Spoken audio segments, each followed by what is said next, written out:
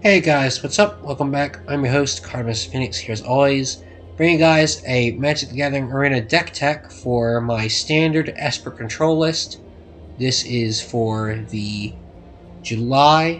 August 2023 season.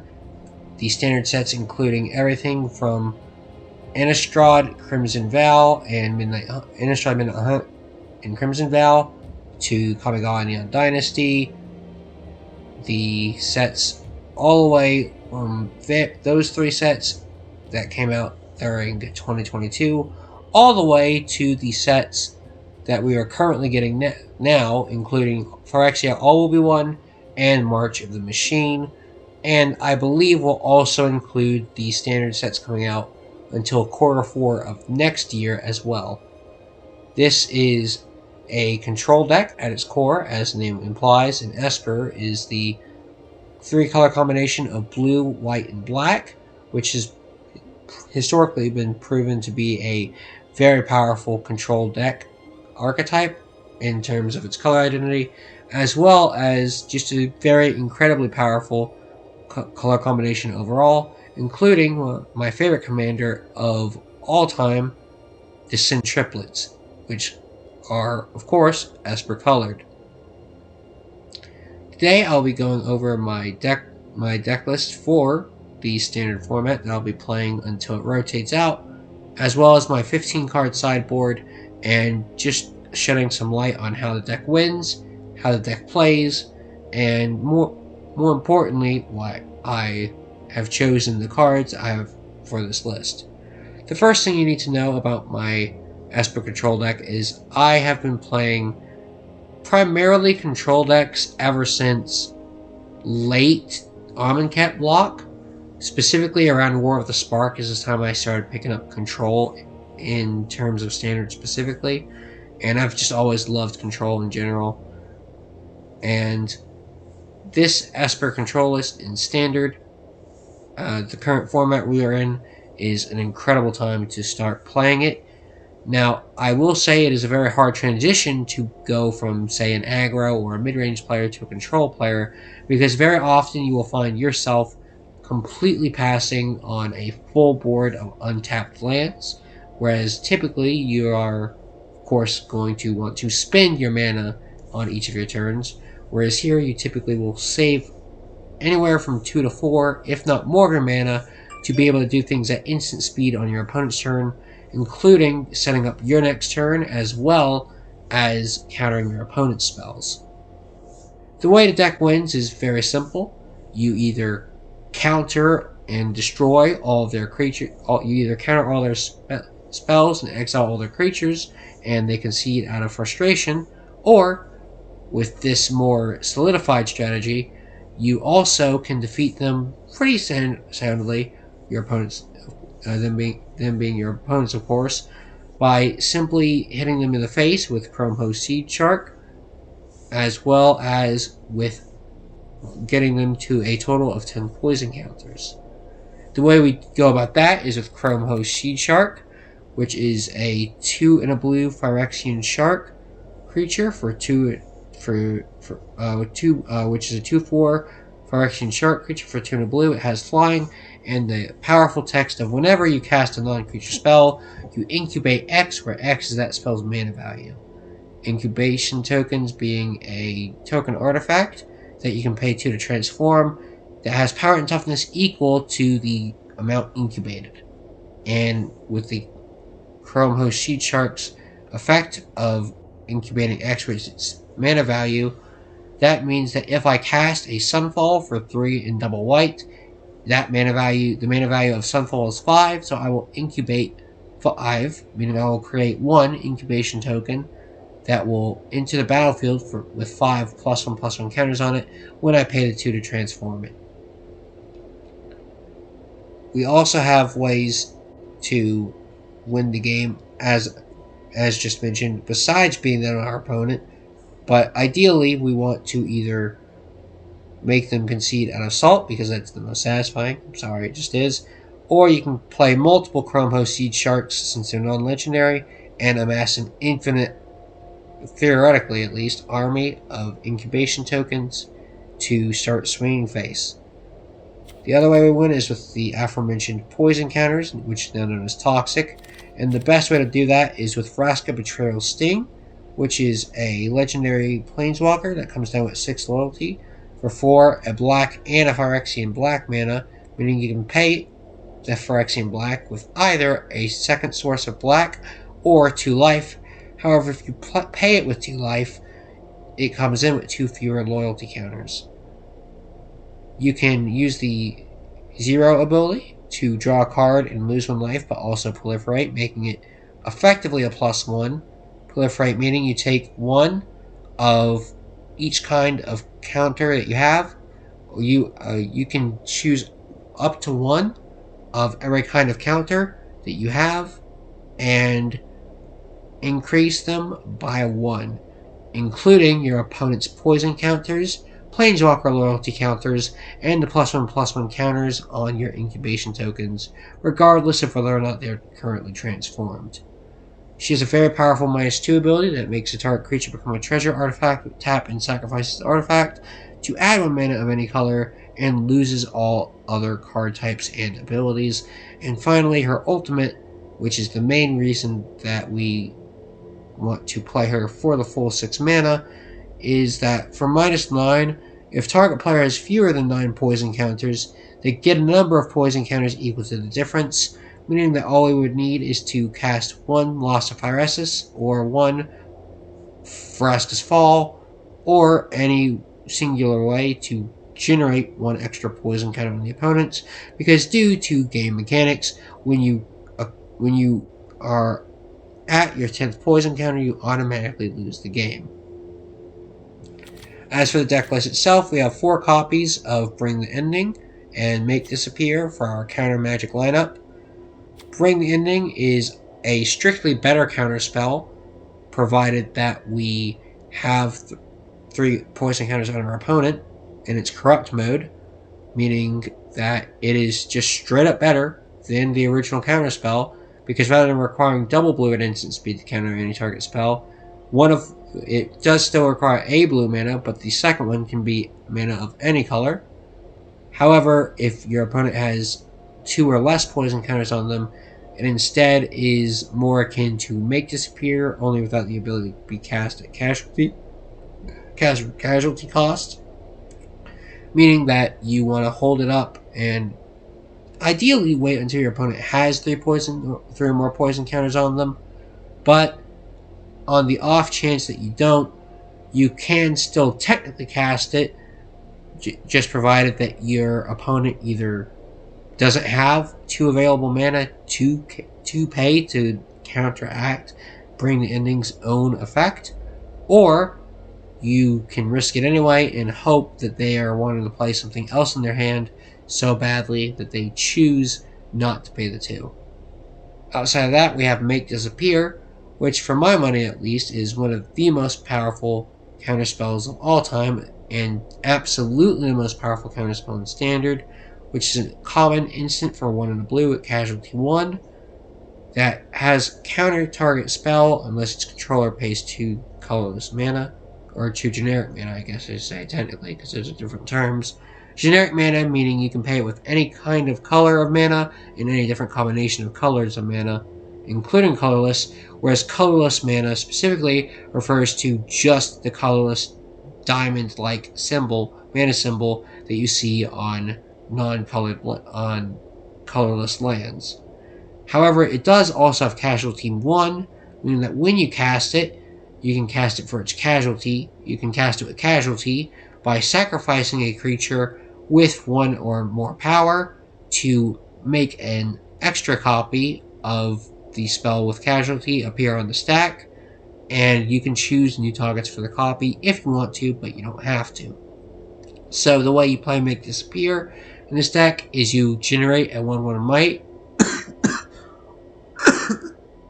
excuse me, or you wait until you have a worthless incubation token on the field, cast Make Disappear for its casualty cost, sacrificing the artifact creature, and it will automatically make a duplicate of itself appear onto the stack, meaning that now, instead of paying 2 mana, your opponent has to pay 4 mana, on top of however much their card that they're wanting to cast costs, just for their spell to be able to resolve. We also have 4 copies of Seal from Existence, which is one of our removal spells. It is an enchantment, uncommon enchantment from Mark's Machine that requires 1 colorless and 1 generic mana and double white. It has Ward 3, meaning that whenever an opponent targets it, they have to pay 3 generic mana or they cannot actually target it. I guess technically they can target it if they don't have the 3 mana, but if they do and they don't have 3 mana to pay, or they do and they choose not to, this spell will automatically be countered. When Seal from Existence enters the battlefield, you exile target non-land permanent an opponent controls until it leaves the battlefield, making this a strictly better version of Borrowed Time, which, although does technically have an easier casting cost to fulfill, requiring only 1 colored mana, whereas Seal from Existence requires 2, they are both enchantments, and they both exile any non-land permanent as an ETB trigger, which correlates very well with, which synergizes very well with Elish Norn Mother Machines, a 4/7 legendary Phyrexian Praetor for 4 generic mana and a white. It has Vigilance, and if a permanent entering the battlefield causes the trigger ability of a permanent you control to enter the battlefield to trigger, that ability triggers an additional time, and permanents entering the battlefield don't cause abilities of permanents your opponents control to enter the battlefield. Meaning it is a Panharmonicon for our ETB triggers, and it completely shuts off our opponent's enters the battlefield triggers. Meaning that whenever we cast a Seal from Existence, we will be able, with Elish Norn on the board, we will be able to exile 2 non-land permanents of our choice for 3 mana, and they'll have to pay 3 additional mana to be able to successfully target it and destroy it, even if they do use a cheap removal spell, enchantment removal spell like Disenchant for 1 and a white. It will now cost them 4 and a white, which is a 5 mana removal spell just to get rid of their Seal from Existence, and we're running 4 copies. Next up, we're having a personal tech here, Witness the Future, which is a sorcery for 2 and a blue. It is an uncommon, and target player shuffles up to 4 target cards from their graveyard into their library. Then you look at the top 4 cards of your library, and you can then put one of those cards in your hand, and then put the rest on the bottom of your library in a random order. This serves 2 purposes.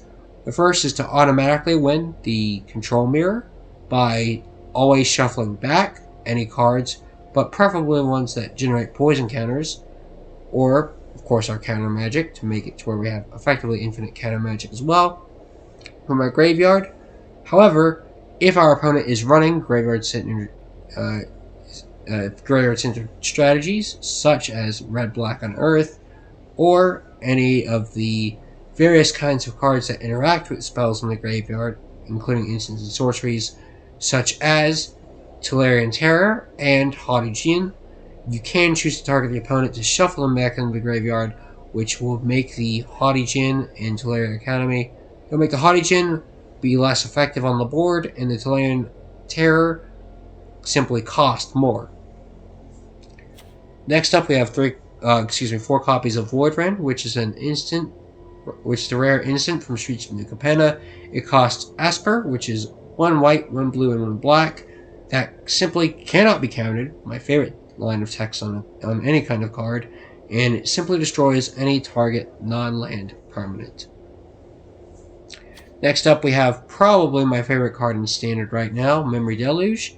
For 2 double blue, it is a rare instant from Innistrad Midnight Hunt that lets you look at the top X cards of your library, where X is the mana spent to cast a spell. You put 2 of them into your hand and put the rest on the bottom of your library in random order. However, it also has Flashback for 5 generic mana and double blue for 7 total CMC. And of course, if you don't know, Flashback lets you play a spell the same spell that you've already previously cast a second time for an increased cost from your graveyard. This time, except it costs a little bit more, and you also have to exile it from your graveyard when you cast it the second time, but it effectively turns each individual copy of a card with flashback you have into 2 potential castings per copy.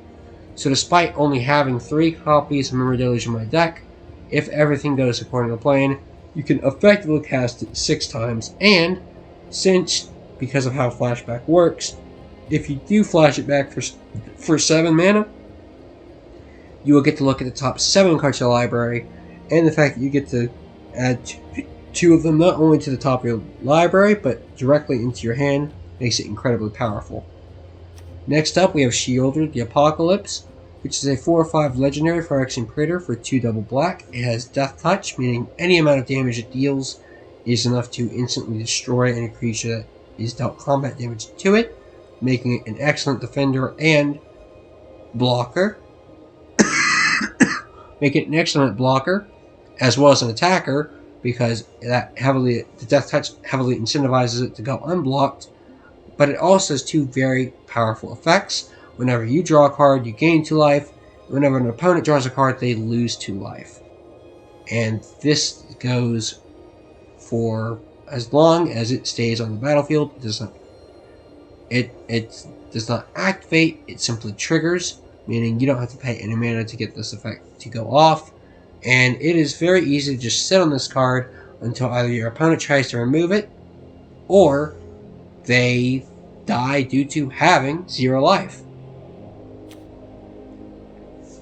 We have already covered Elginor Mother of Machines, but it is a 4/7 Phyrexian Praetor for 4 and a white with Vigilance, meaning attacking doesn't cause it to tap, meaning you can use it as an attacker and also still keep it untapped to block on your opponent's next turn, which makes it a very powerful keyword, and also not only doubles up your ETBs with an effect that is known as Panharmonicon, but it also completely shuts down your opponent's ETBs.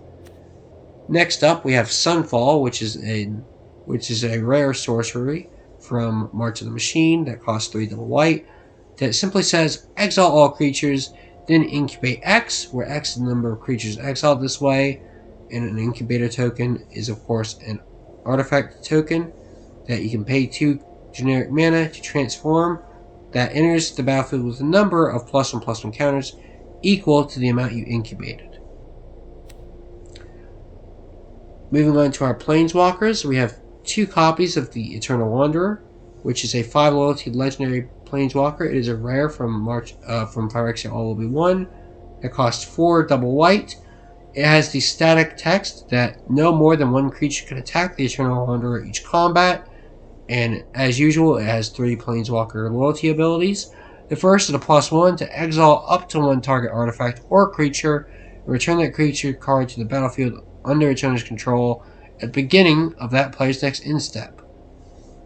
This technically can be used to exile your own creatures if they have a desirable enters the battlefield trigger that you want to capitalize on, or can be used to simply effectively remove an opponent's blocker from their field until effectively it'd be too late to actually block the creature, because you can +1 her to exile the creature, attack on that same turn, and then by the time they get it back, you've already dealt your damage. It also has a 0 ability to create a 2/2 white samurai creature token with double strike, meaning that it not only does it deal its combat damage first, but it also deals regular combat damage after the first striking damage. So, for an example, if my opponent has a 3/3 or a 4/4 on the board, my samurai creature token could block it, deal 2 damage to it before it could have a chance to deal damage back to my token, but then I could also deal 2 points of damage again, which would mean that despite it only being a 2/2, because it has double strike, it could actually trade with an opponent's 4/4.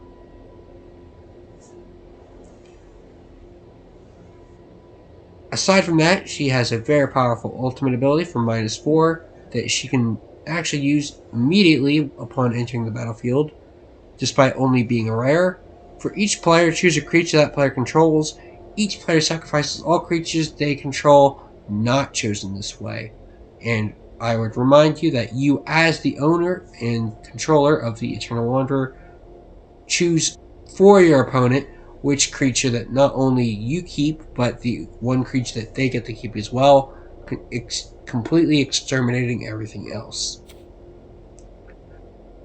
We also have Vraska, Betrayal Sting, which is a legendary planeswalker for a black and Phyrexian black mana that has the aforementioned loyalty counters and abilities that I've already gone over.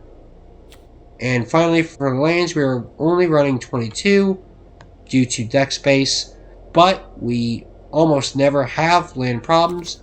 We're running 2 basic plains, 3 basic islands, 3 basic swamps, 4 copies of the 2 check lands for Deserted Beach and Shattered Sanctum. Deserted Beach being a white and blue dual land, and the Shattered Sanctum being a white and black dual land, both of which have the text they enter the battlefield untapped as long as you control 2 or more lands. We also have 3 copies of Fiend's Tower, which is all 3 basic land types, meaning that you can tutor them up with a fetch. They will enter the battlefield tapped.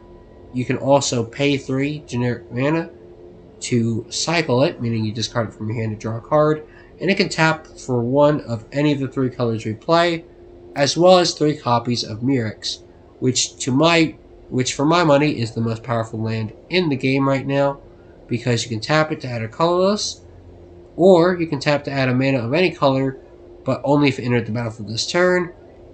But most importantly, you can pay 3 and tap it to create a 1/1 colorless Phyrexian Might artifact creature token with Toxic 1, and this creature can't block, meaning that because of course it is a toxic creature, whenever it deals damage, it deals poison and inflicts poison counters onto your opponent equal to its toxic value, in this case 1, and once your opponent has 10 of them, they automatically lose the game, regardless of how high their life total is.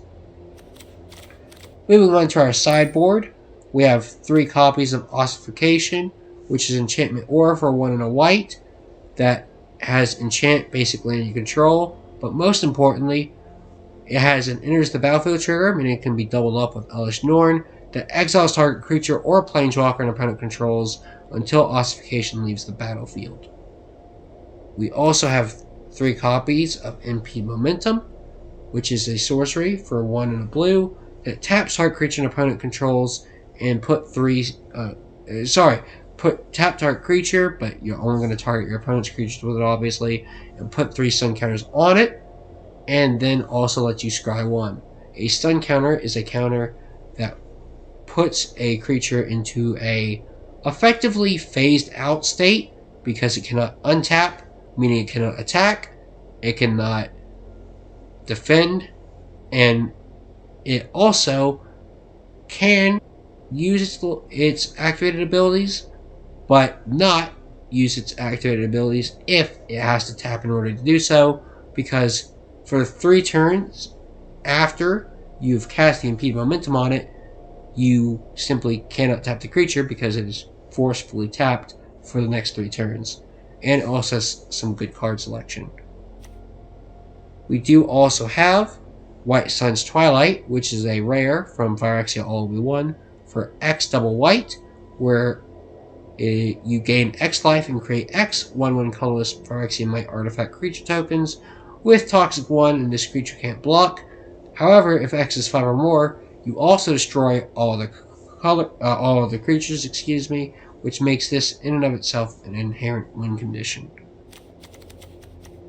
The other cards we have that synergize with our poison counter deck is synergize with the other poison counter generating cards we have in our deck is Prologue to Phyresis, which is an instant for 1 and a blue that gives each opponent a poison counter, and also is a cantrip, which is magic slaying for allowing a card that replaces itself, i.e. a card that simply says draw a card on it, because the card that you're casting draws you a card to replace itself.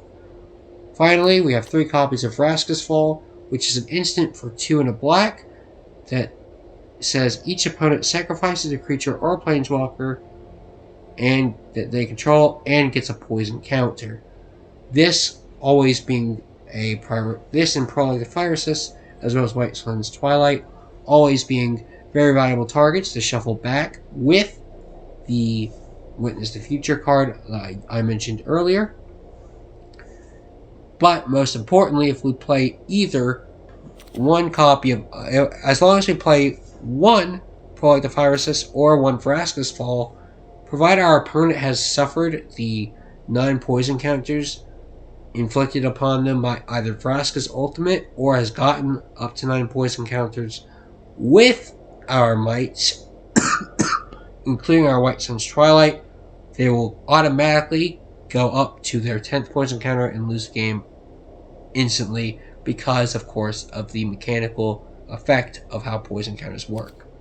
That is the deck, and now I'm going to play it for the very first time. Let's queue up into the arena and see how things go in Ranked Standard. This is going to be traditional Ranked Standard, best of 3, and I'm currently Platinum 4.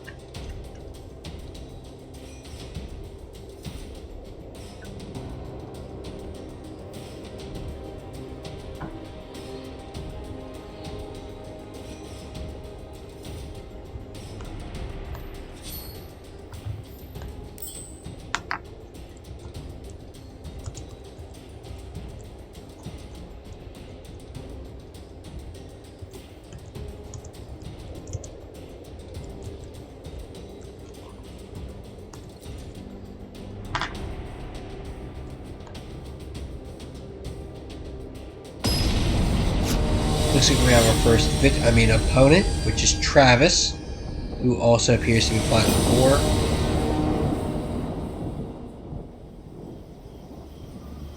4. We will choose to play first. We are going to mulligan this hand. We can keep this hand, but we want, at bare minimum... No, I think we'll go to 5.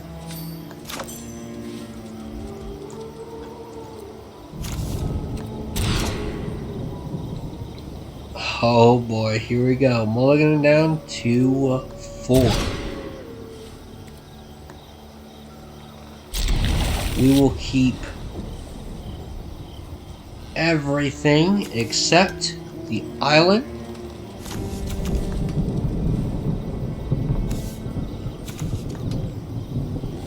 The Memory Deluge. No, let's get rid of the Steal from Existence, actually. And a Witness the Future.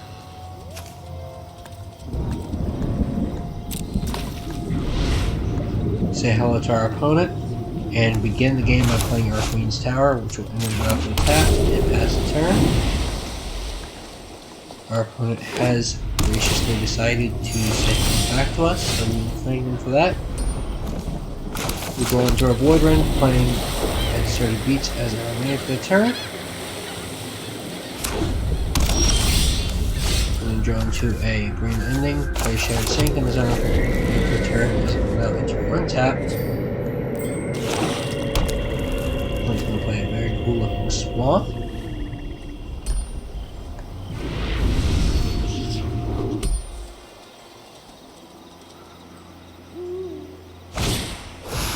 As well as attempt to cast Invasion of Amonkhet. Just above it, each player must leave cards and opponent discards a card and we draw a card. I already don't think I'm going to resolve, but what's the flip side? No thank you, sir. You can pay it 2, so we can automatically count out the spell on our turn. And we have a Steal from Existence, which is fantastic. However, we will simply pass our turn here. Sucks that we missed a land drop, but that's just the way the dice goes. You'll never see me coming. We are going to go ahead and cast Void Rend in response to Kaito Shizuki's Planeswalker ability activated. So he will draw a card, and our opponent will draw a card and then discard a card. However, he will not make it to the end phase where he phases out because we have already destroyed him.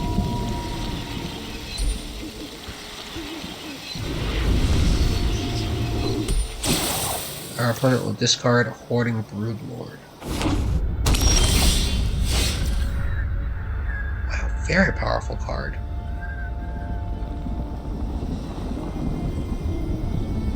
Oh, that's why it soaks him to the card you exile has Convoke.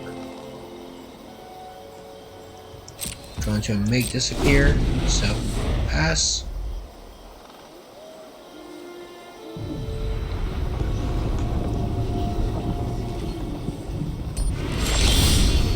Draw into a Chrome Host Sheet Shark, which we'll play.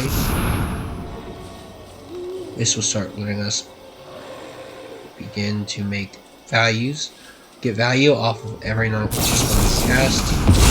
It's going to make disappear, and obviously we don't have mana to pay for it because we're mana screwed. So unfortunately, it'll just be countered.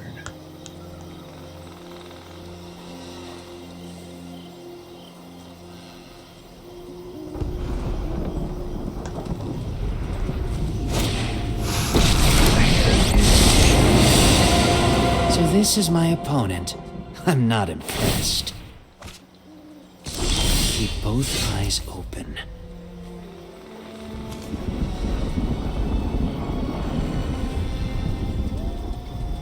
Death Touch, huh?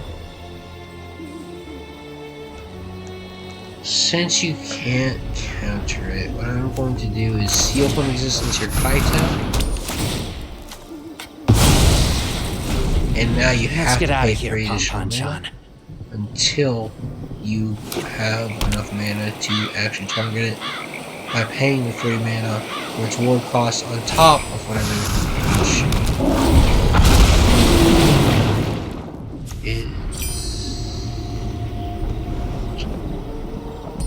Hidetsugu no Kari is that is indeed a good card.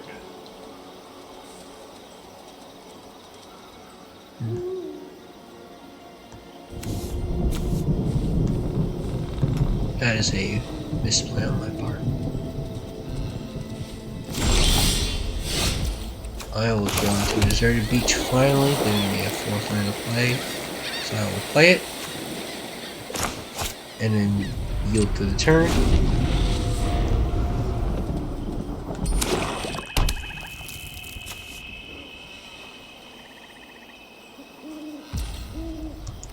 We'll take 5 from Hitsugu and Kari, going from 20 down to 15.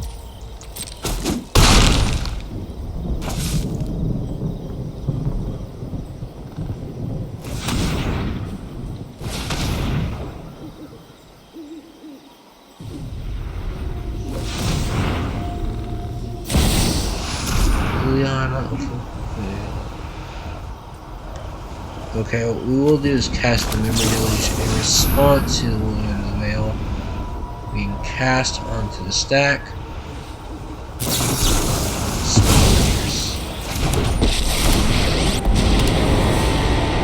A fight?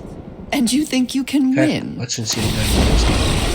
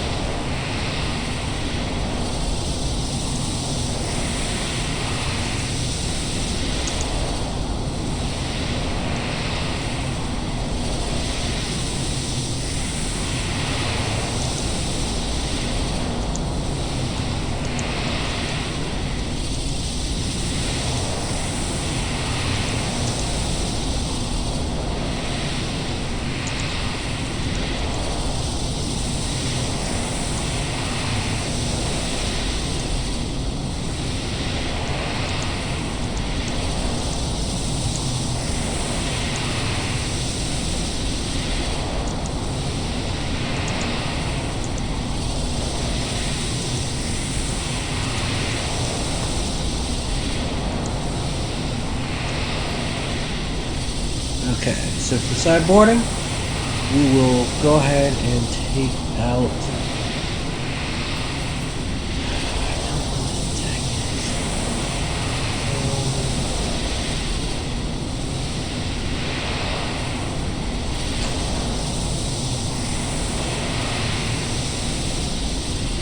let's take out the two. Let's take out the 3 Sunfalls. 1 bring the ending.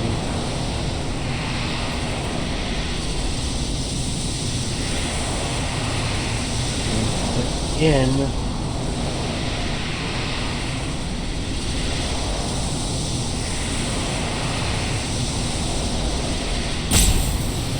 Let's go ahead and take out 1 Eternal One. Putting in 2. We'll also take out a Voidman. Putting in 3 copies of both. I'm putting in 4 copies of both Vraska's Fall and Narcissus.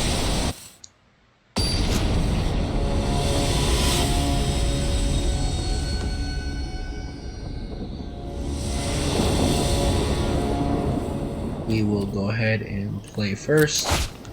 This is a great hand, we'll keep it. Bring our one of Wanderer. We have 2 sources of white and 2 sources of black. So that's effectively everything we need. And of course we can play a Mirrex later on to be our 3rd land in order to cast the Chrome Sea Shark on turn 3. Hail to the opponent.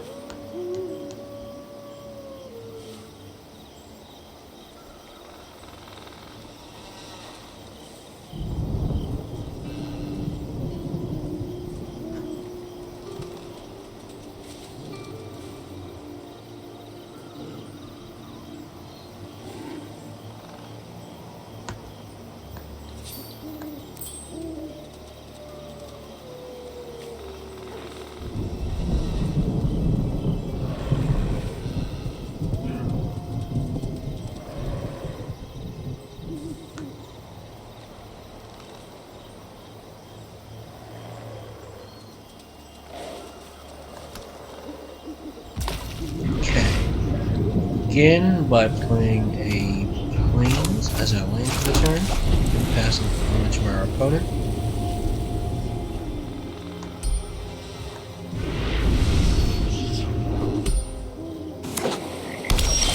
Play Shipwreck Roche and attacked. We play a Swamp as our land for the turn, and pass.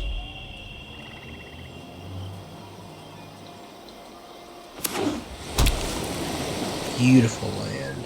Wow. The rest, that sucks. Yeah, probably that. Nope, you turn to dress instead. Cool. We will play a Mirrex as our land for the turn, meaning since it just now entered battlefield this turn, we can tap for mana of any color. We'll tap it for a blue and cast our Chrome Sea Shark. We'll also tap our Plains Swamp for 2 colorless mana to cast the Chrome Sea Shark. Now our spells will be able to accrue us more value whenever we cast non-creature spells.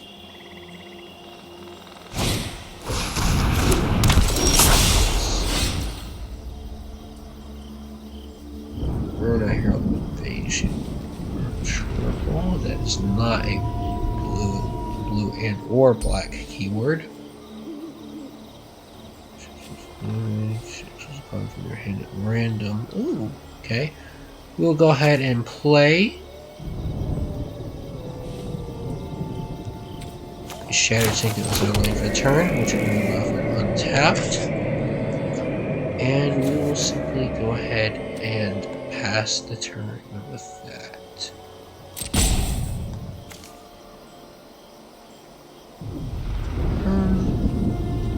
No, actually, we'll go ahead and show number 2, taking our opponent from 20 down to 18. Pass the turn to our opponent.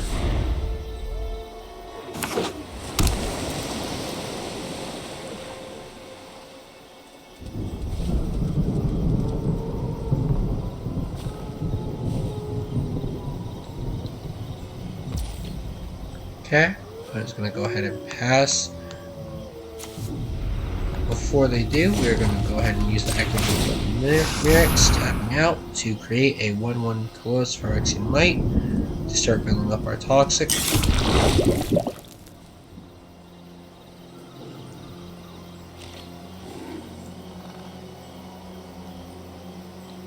Opponent looks to be passed on 4 open mana. Yes? No? Maybe?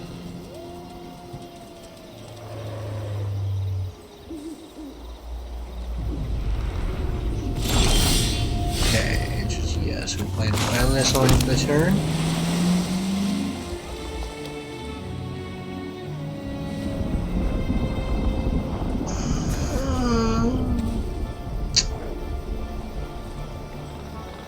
Let's go ahead. Yeah, let's go ahead and activate, cast Prolong the Fire Assist, as we will now incubate 2, give our opponent a poison card, and draw a card. We'll play a Deserted Beach as our land for the turn next turn, because it'll serve as another source of blue mana. It will also enter untapped. Additionally, we will go ahead and pay 2 mana to transform our incubation token into a 2/2.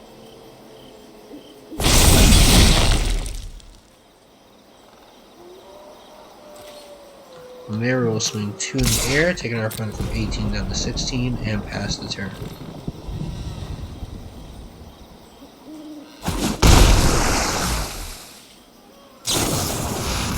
Cast Mirror Deluge for 4, sure thing.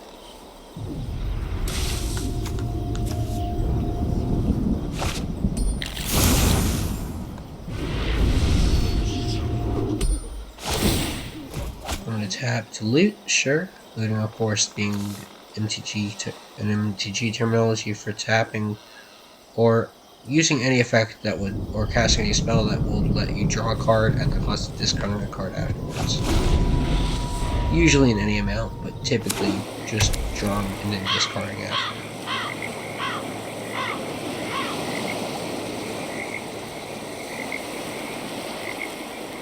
Gets its name from the card Faithless Looting, which is a very popular card in Commander.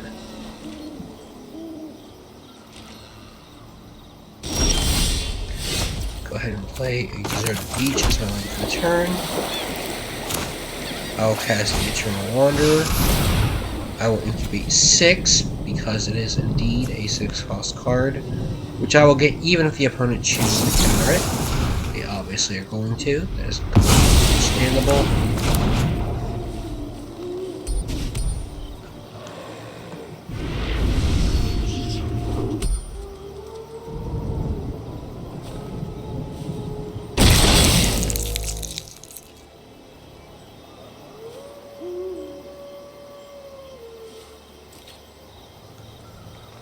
Let's go ahead and swing 2 in the air again at our opponent,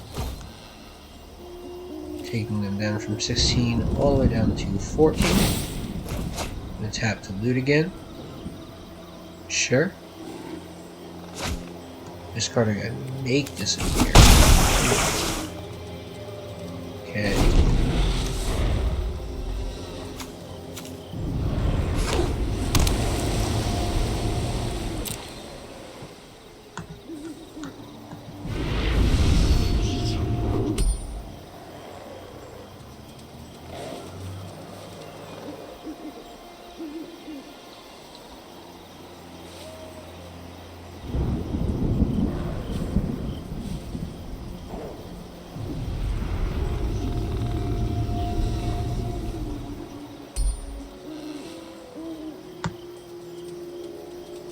Opponent is really running down his time.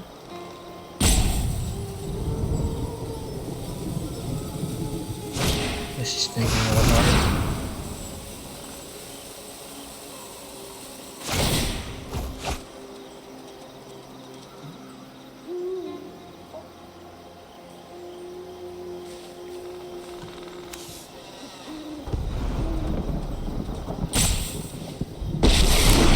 Cycle.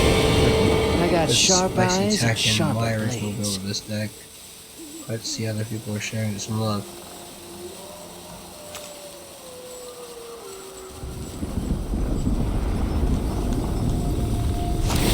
Phyrexia has minions, but I have friends.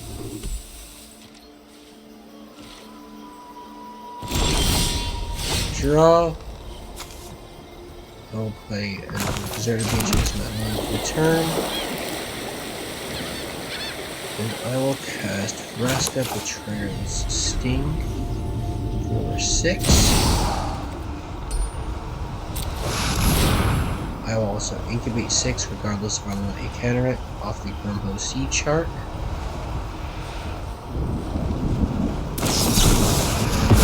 Spirit is fine. I will go ahead and use this again for a future turn.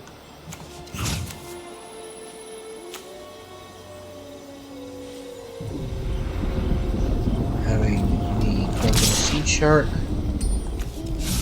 Kill off Kaito, Dancing Shadow.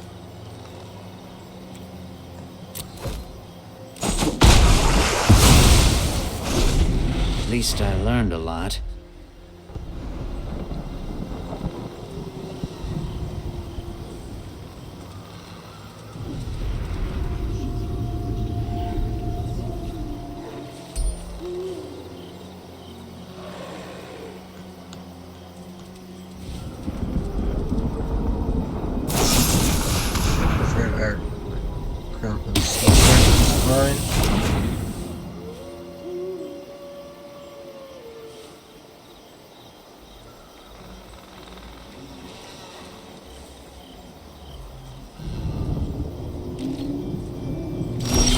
Pass. We'll play a Murex as I land for the turn.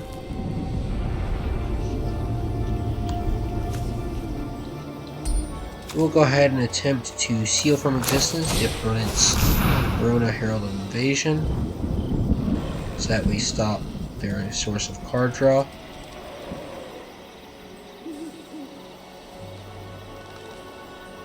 Now would be the time to counter it if you have it. Not that you would, because we can more than pay for it. Even cast a casualty we can pay for. Best thing to do as the opponent would be to use Murder's activated ability to tap it to draw a card and then discard a card in response to this. Do that. And seal it away. Okay, so it is good. They are going to do that now. That's cool. Let's go ahead and let's pay to incubate 2 of our 3 6/6s. Why don't we?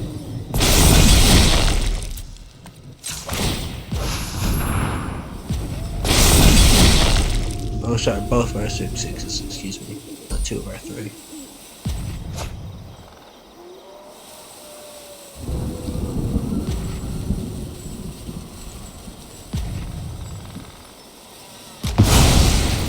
Okay, so now we are going to swing everything at our opponent because they're at such a low life total, it basically doesn't matter. Gonna block one of the 6/6s, so we'll trade. We're gonna go down to 18, he's gonna go up to 16, but then lose 9 life, going down to, what is that, 7?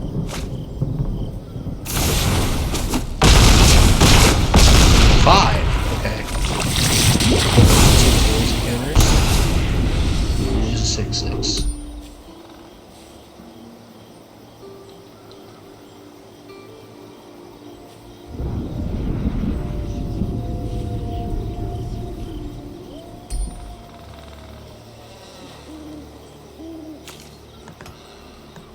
Okay. We'll proceed to combat and swing in with everything.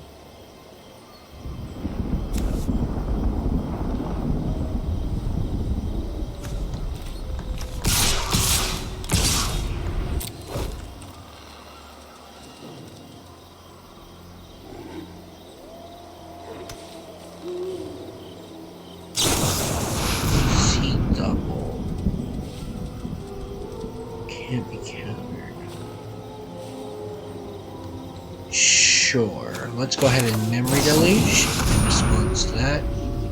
Grab herself a Shieldred and a Seal from the Distance.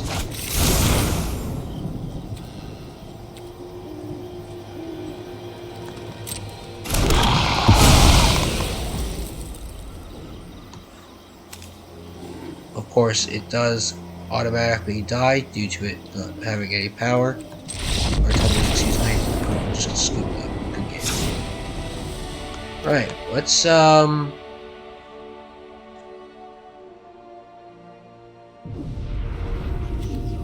okay, I'm not sure this is a good idea. But actually, let's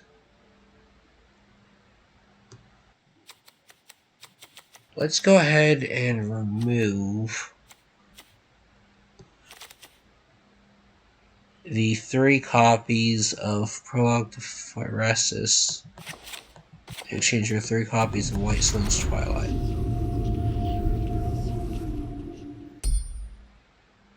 And then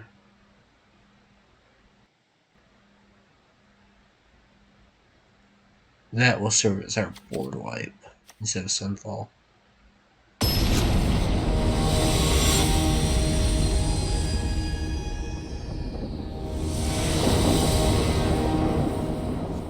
Alright, game 3. Let's make this happen. Best of luck to you, opponent. Have fun. Keep the 7. Back bar, put this to 21. Pass. Exert the beach, it was tapped, since we control less than 2 lands. Or 2 or fewer lands. Pass. Island. River, sure. Draw. Play a Shattered Sanctum as our land for the turn. Once again, turn tapped due to control 2 or fewer other lands.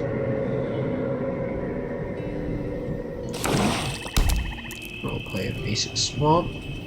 Cool looking one at that.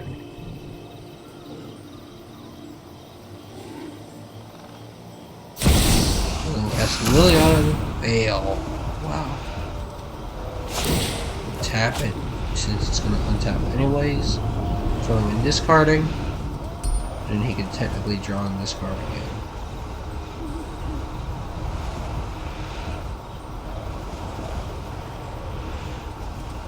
Choosing what to pitch again. Nobody knows Dominaria's shadows like me. Should Drop it. sure. Go ahead and pitch a Witness the Future. What was that? Oh, it's the 8-bit thing. Okay.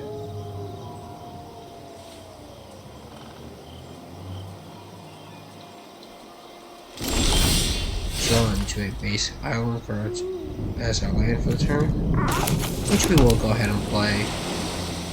And cast Restless Fall. Instant speed, or sorcery speed, excuse me. So now our opponent will sacrifice either their creature or their planeswalker. Looks like they're getting rid of their creature though, so at least we solved that. They will also get their first poison count. They will discard their Essence Scatter, which is amazing for us, as we have a shield that we will play next turn. Well, actually, not while we have in the can -2. Cat, sure. I will discard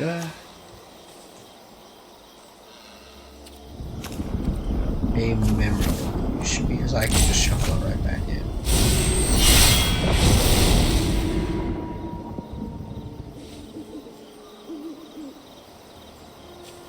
Worth noting, Cat specifically was the first block that I started taking Magic seriously when I began playing competitive Magic with my Hazard Aggro Challenger deck. It was mono red, a monolith pre-constructed deck. And I then spend about $20 on it. I'm gonna go ahead and play Deserted Beach as my land for the turn. And I will witness the future. Target myself. Shuffling back the Eternal Wanderer. Both make disappears. No, a make disappear, a Vraska's Fall, and a witness the future. I will add a Vraska Betrayal Sting to my hand.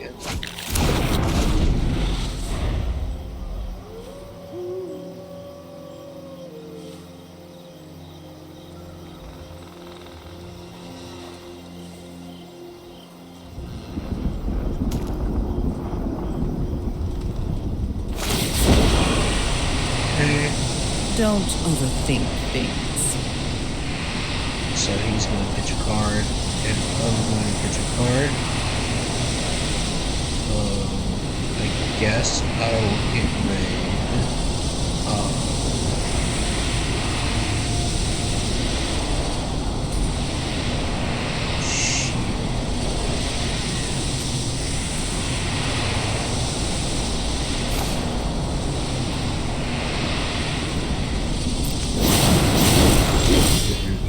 Sugu and Kari. Play Mirror as I'm going to return. Paying 5 to cast Elish Lord and Machines. Counterspell? Sure. Let's get it.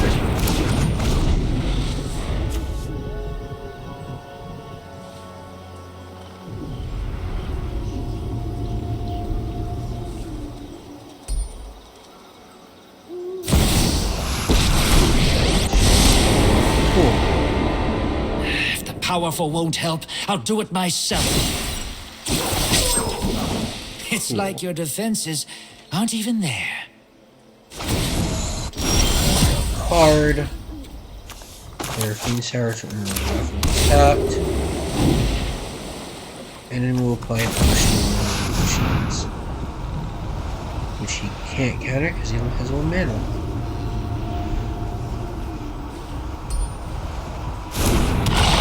Go ahead and pass it to him.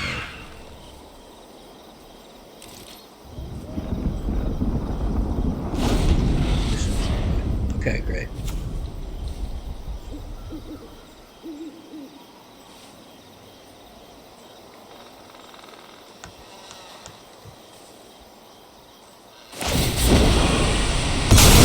Forced to sacrifice our Elishnorn. Haven't you ever heard of personal space?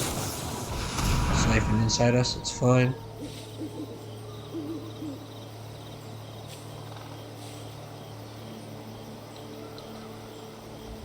Kinda hoping we get a land so we can flashback Memory Deluge. If not, that's fine. Okay. So we wanted the Invasion of Amonkhet pass, I believe. No, actually, he's going to kind of Suzuki uptick to draw a card without having to discard. Thanks. I'll be taking that now. It's a land. Okay. Draw a Witness of Future, which we will cast. Target ourselves. Shuffle back both. Elishnorn. Make this appear. And a Witness the Future.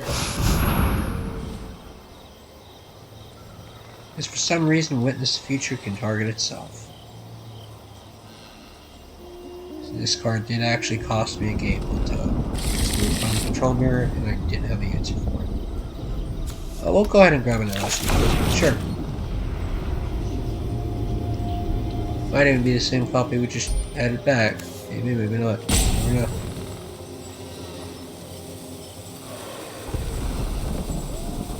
Actually, it is one of the 2 copies, right? Because we put back both of them. That's a shoulder from Captain there.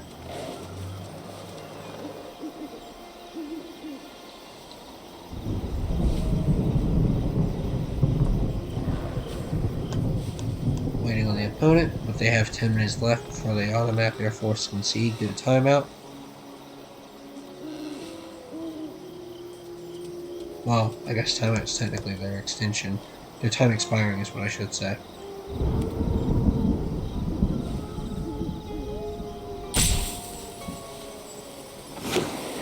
They're landing for turn, sure.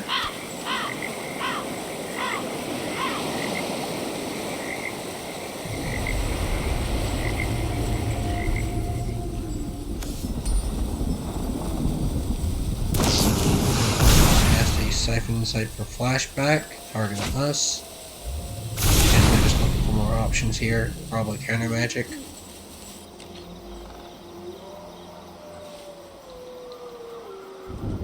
Going to swing in against the battle once more. Using it down to 2. And also we'll be able to up to Kaido Suzuki to draw a card without having to discard since he attacked prior to the activation.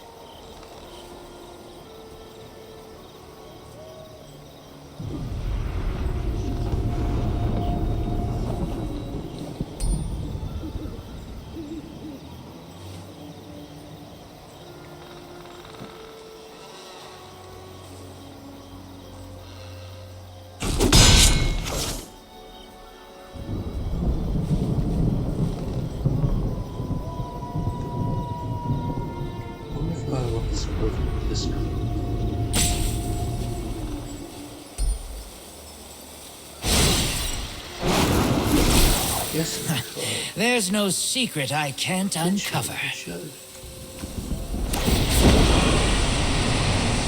You won't be outsmarting me. Let's go ahead and pitch.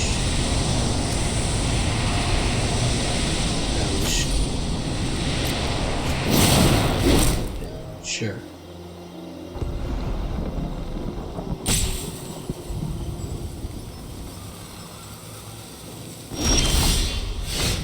Memory deluge. Turn. Grabbing another memory deluge as well as Queen's Tower.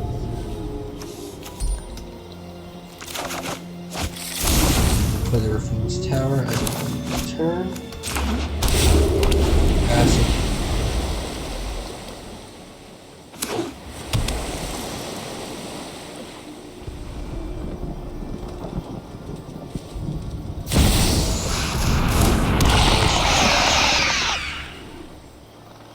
Cool.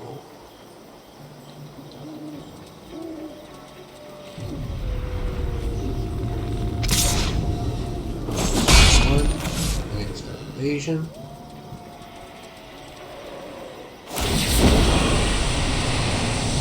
Don't overthink things.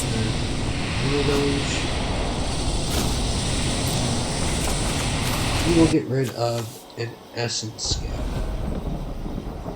Yeah, I was assuming he had that. Also just kept Nebraska over it because I just thought it's more important to have. What do we have here? Go ahead and cast Nebraska for 6 mana.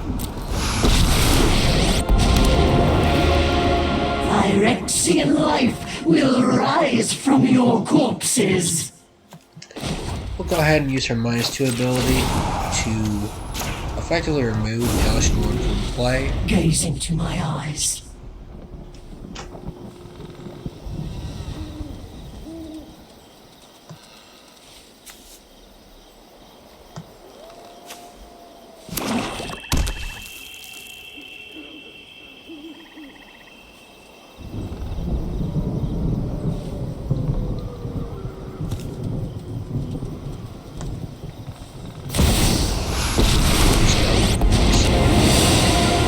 The reign of flesh is over.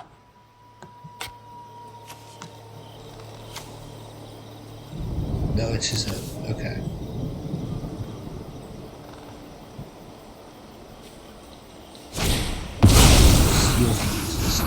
Sure. My defiance never dies. Sorry?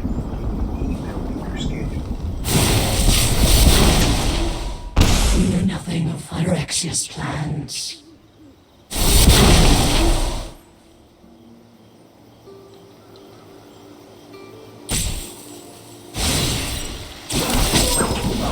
I got someone on the inside who can help.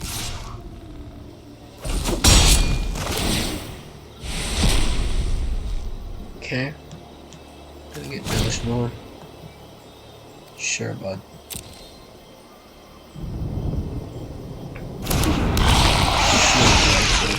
Sure thing.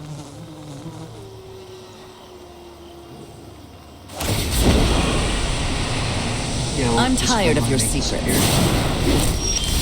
Swamp. Draw. We'll go ahead and flashback Moon Village.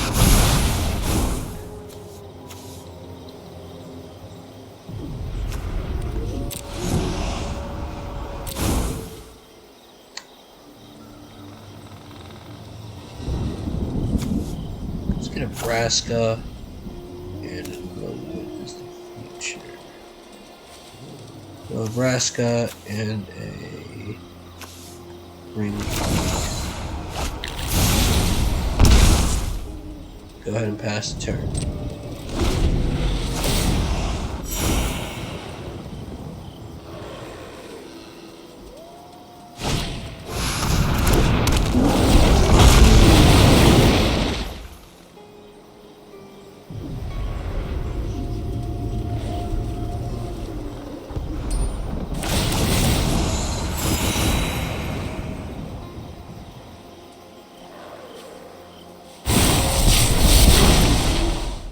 Embrace the inevitable.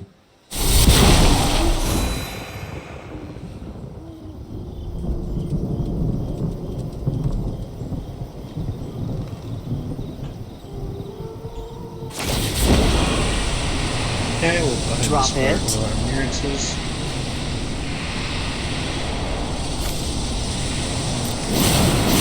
Discard a card that ends in shadow, sure. And Now with this card, is a juicy secret. we'll get 2. We'll take 6, go to install. Draw, go to 10.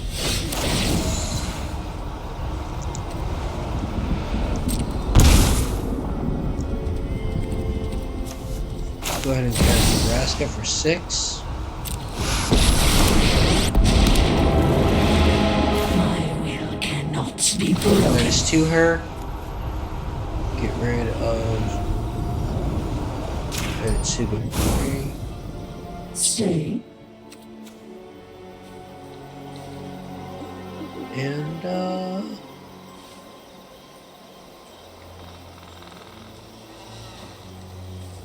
yeah, that could be all.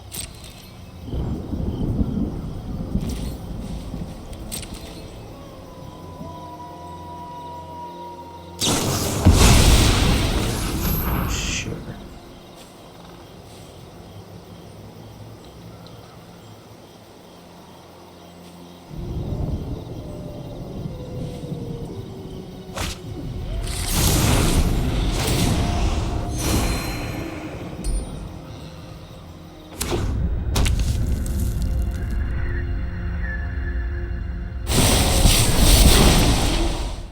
Downtrodden rise together.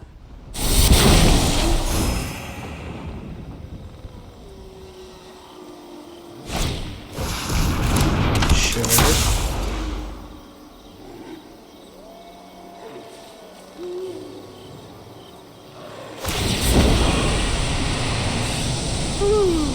Tough choice.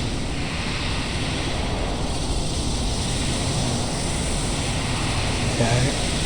Ultimately Leona.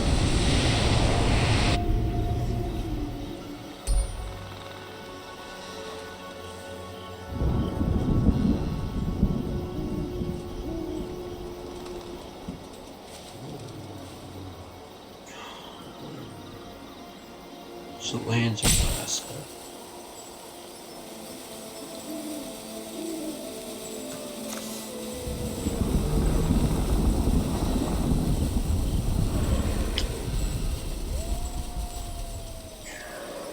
I'm gonna go ahead and save rest.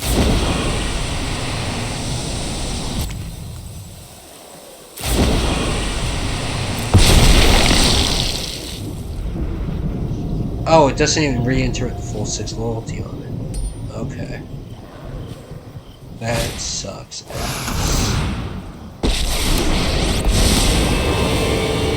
You ready, Pom-Pom-chan? Time to put our skills to the test.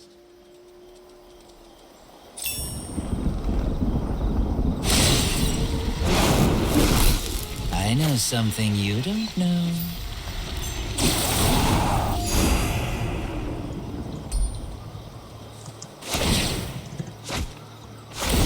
Sometimes the winning move is to sit and watch.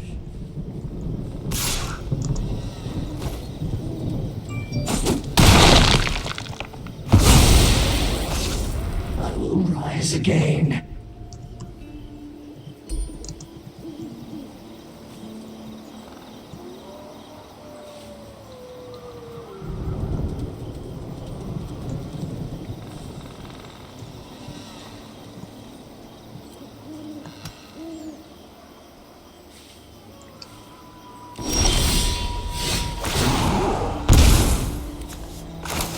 Beach.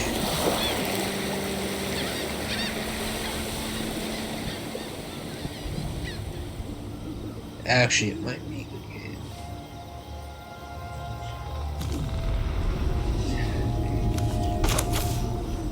Oh, it can't be countered. Never mind.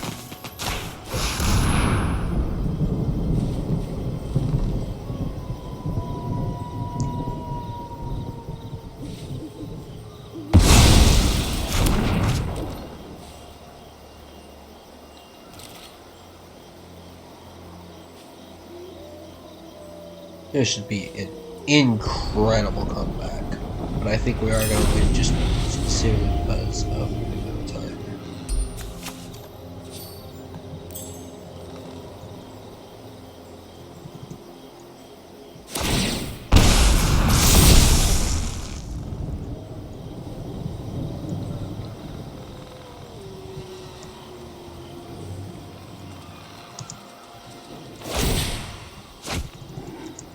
Keep both eyes open.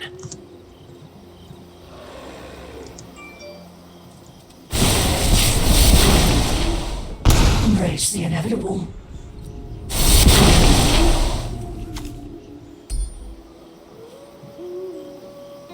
Okay.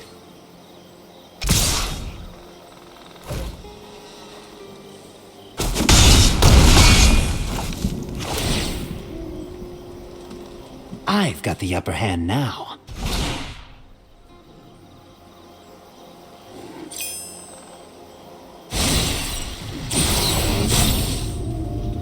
I've studied your tactics, and I can evade them all. Phyrexia's secrets won't stay hidden for long.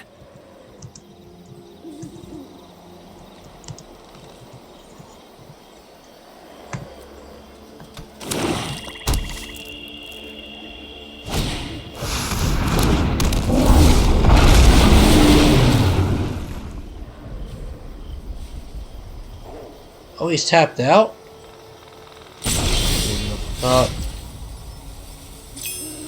You able to buy one of the double offers and no, but they're offers buy. Hang on, what does it say?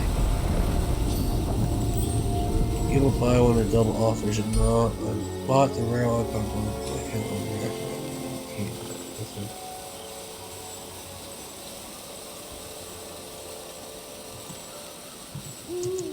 Not now.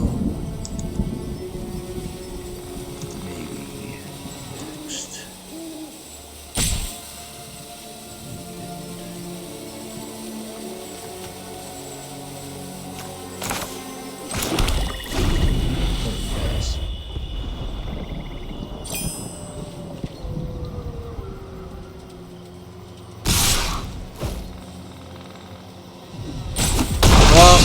Come down to the wire. Good game, sir. It's 10 seconds away from winning.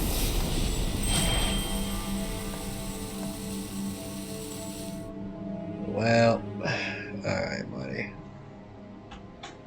That is as good a game as any to go ahead and hang my hat up on.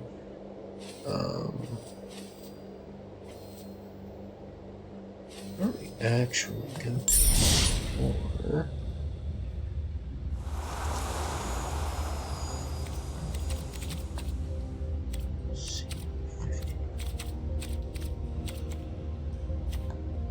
Okay. No, guess not. Packs. 2 away from the rare wild card. Sure. I'll grab Dominaria United, just see what pops.